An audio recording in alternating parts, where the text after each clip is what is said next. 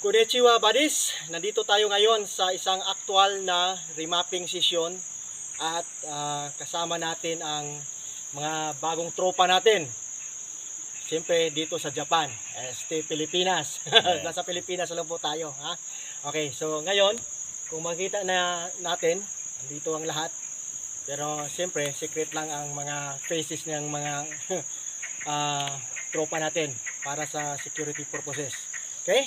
So ngayon kasama natin ang Team Himsog. Bansay Team Himsog! Bansay! Okay, maraming salamat mga katropa sa pagpatuloy na panunood ng live and actual vlogging natin, no? Para makatulong sa mga lahat ng mga explorer sa buong Pilipinas. Kasi ang dami ng mga explorers ngayon. Okay? So kasama natin si Black Phantom at ang driver natin, Black Tiger. Black Tiger. Okay. So, bago tayo patuloy, shout out muna, no? Para diretso na tayo. Unang-una, shout out kay Michael Tinaha. Bro Michael Tinaha, shout out diyan sa from Bohol, no? Kasama kayo ni Otol Kimso. Kumusta kayo diyan?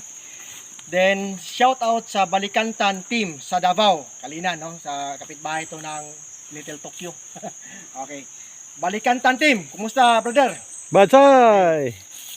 Shout out kay Rigor Dihala, no? Avid followers din natin. Bro Rigor Dihala, kumusta sa Sarangani Province? Bansay! Then, siyempre, shout out sa kaibigan natin, si Brother Daniel Jalipa sa Bacolod City. Bansay!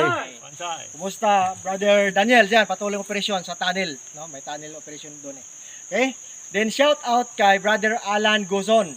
Yeah! Alan ngayon, ang katropa natin, no? From Leyte, no? Live na live. Diyan sa Leyte, kumusta ang mga tropa natin? Okay. Bansay, Team Himsog! Bansay! So ngayon, buddies, diretso na tayo ha. Kasi kakatapos na namin ng remapping ng buong area. Napakalaking lupain. Hindi na lang natin sabihin. Basta malaki talaga, no? Ikta-iktaryang lupain ito. Okay. So diretso tayo. Alam naman natin ang proper procedure, no? Na bago maghukay ay naka-remap muna, no? Then kung anong gadget nyo, dapat kabisaduhin nyo para alam nyo ang accuracy nito. Okay. So ngayon, ito ang hukay natin. Diretso natin pakita. Ano ang marking na binabasihan natin? Yan. Yang big boulder na yan. Na parang hugis isda, no? Klaro naman, no? Parang isda, may mata. Okay. Ayan. Sa tingin lang namin yan na parang isda. Ewan ko sa inyo. Basta may mata siya. Ituturo kong mata. Kasi badis. Kasya ang tatlong daliri. Okay? Sa baba, may code na Nichi. Kita to? Itong abstract na bilog. Yan. Klaro lang. Okay. Yan. Katabi niya. Then, naka-wall type ito. Okay? Diyan sa harap niya, creek na yan. Nag-sea-creek ito eh. Yan. Dito.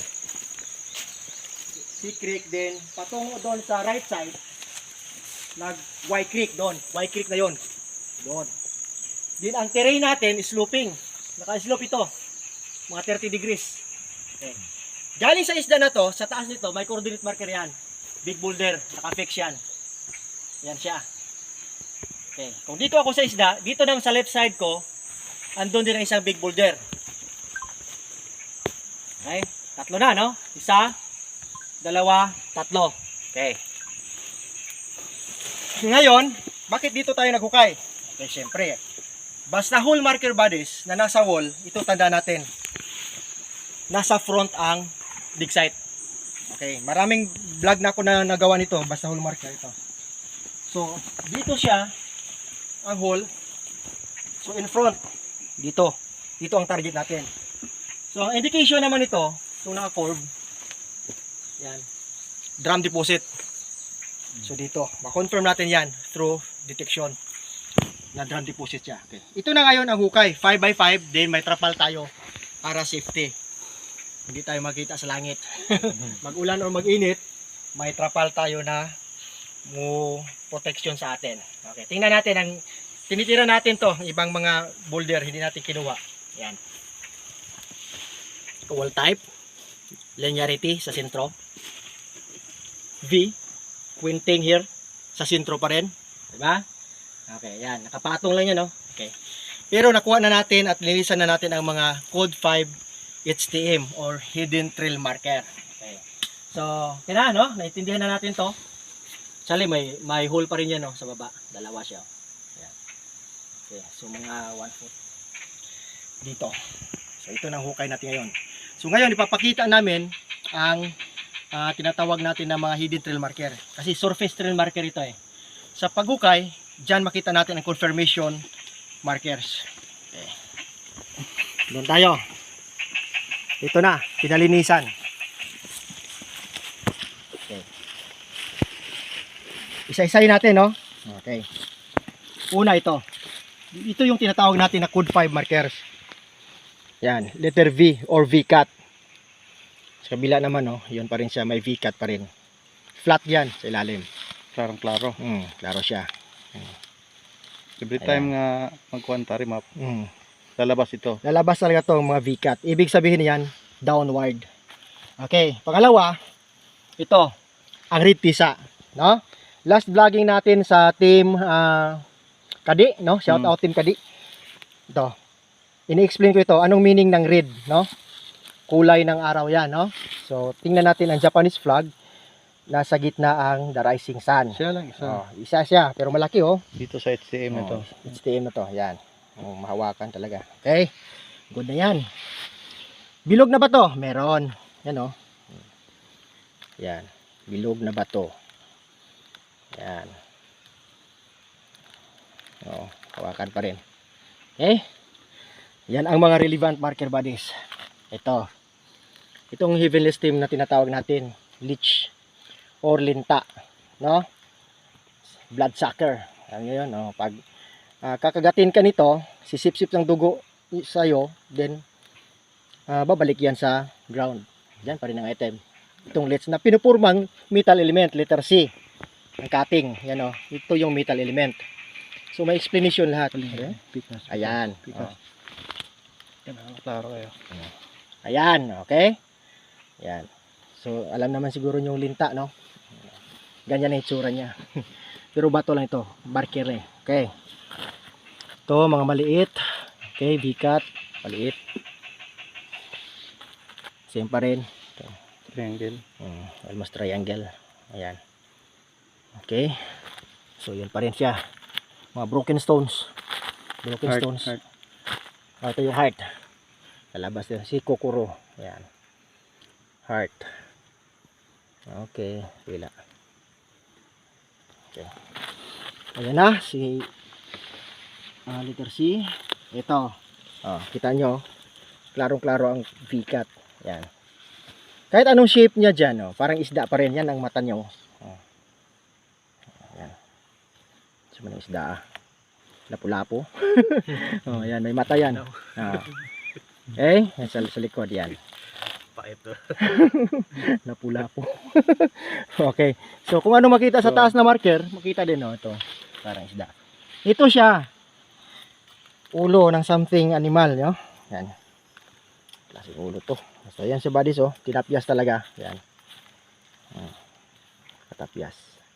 At makita natin dyan ang letter Y. Yan. Ibig sabihin yan, here. Enter here. Parang shoe marker. Yan. Yan. Okay. Kaya ang mga HTM, huwag itapon, linisin at pansinin dahil yan ang mag-guide sa atin. Ito.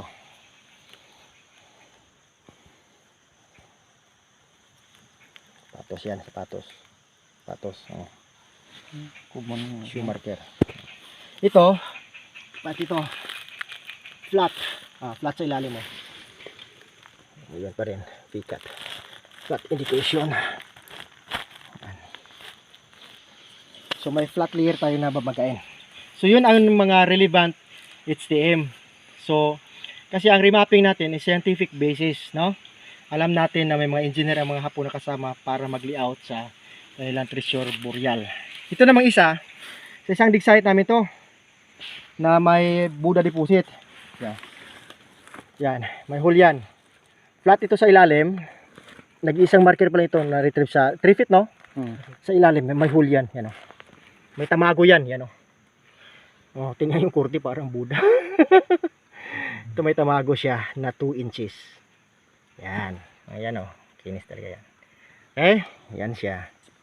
10 inches. Okay? So yan buddies ang mga importante nating pansinin sa remapping saka sa test digging. Kaya pa sa mga remapping session, after that ay may test dig talaga para ma-prove natin na ang hinuhukay natin ay backfilled. Then dyan mismo ang item. Okay, so yan siya. Pero check na. Okay, so dito, balik tayo. Maraming salamat sa panunood. Sana may natutunan kayo sa kunting vlog natin and sa mga upcoming remapping session kasi may mga schedule na kami. Halos every Sunday lang kami makalakad kasi may mga trabaho na tayo, no? Unahin natin yung trabaho. Ang treasure hunting ay second priority na natin. Okay? Sideline. Para sideline, no? Hobby natin, sideline din, the same time investment. Kasi alam naman natin na mag-treasure hunting tayo para may makukuha. Okay, so thank you so much Team Himsog. Bansay Team Himsog. Bansay! Thank you Black Phantom. Dito muna sa Black Phantom para makita natin ang mga tropa.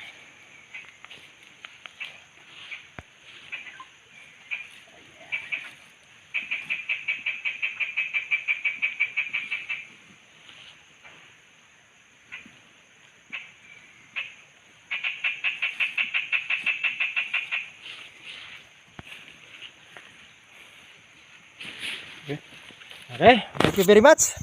So, once again, ito yung mga hidden trail markers natin. Okay. Yan ang dig site. At ito ang Team Himsog. Ayan. Ito ang pinaka-fighter natin na abantiro. Si Brother Wawang on the mix. Okay?